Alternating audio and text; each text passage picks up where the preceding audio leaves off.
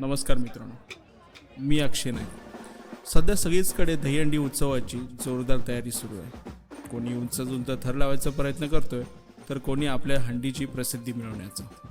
पण या उत्सवाच्या प्रसिद्धीचे खरे श्रेय जाते आनंद डिगे साहेबांना, कारण डिगे साहेबांमुळेच या उत्सवाचा दर्जा आज ठाण्यामध्ये मोठा आहे। म्हणूनच ठाण्याला दहीहंडी उत्सवाची पंढरी मानली जाते।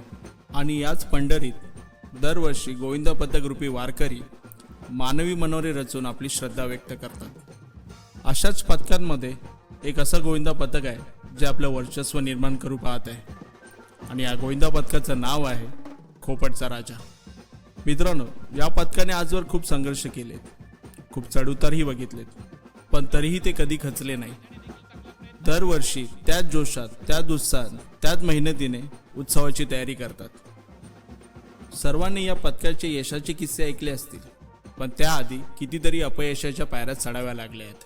गेल्या वर्षी खोपटच्या राजाने ठाण्याच्या मानाच्या हंडीवर स्वतःचे नाव तर कोरले, पण त्यांनी पाहिलेले स्वप्न त्यावेळेस पूर्ण झालं नाही।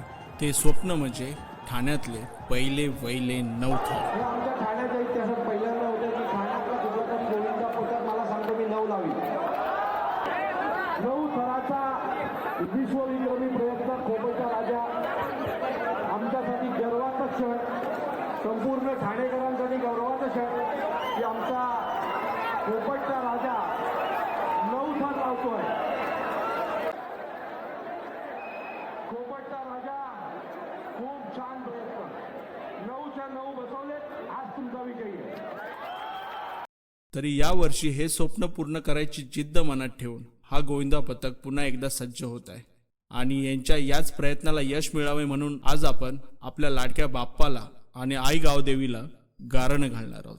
तर तुम्ही पण माझ्यासोबत सामील व्हा। चला तर मग सुरुवात करू। बादेवा गणपती महाराजा, होय महाराजा।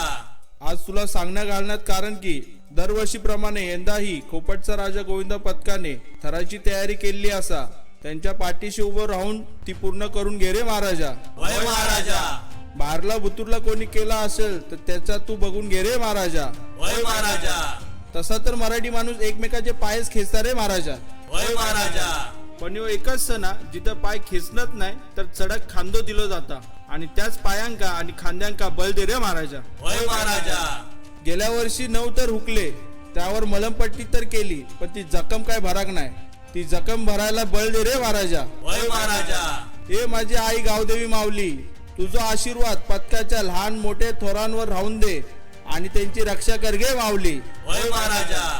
या पथकाच्या थराची दोर तुमच्या हाती दिली हा, हे तर यशस्वी करून घे रे महाराजा। होय महाराजा।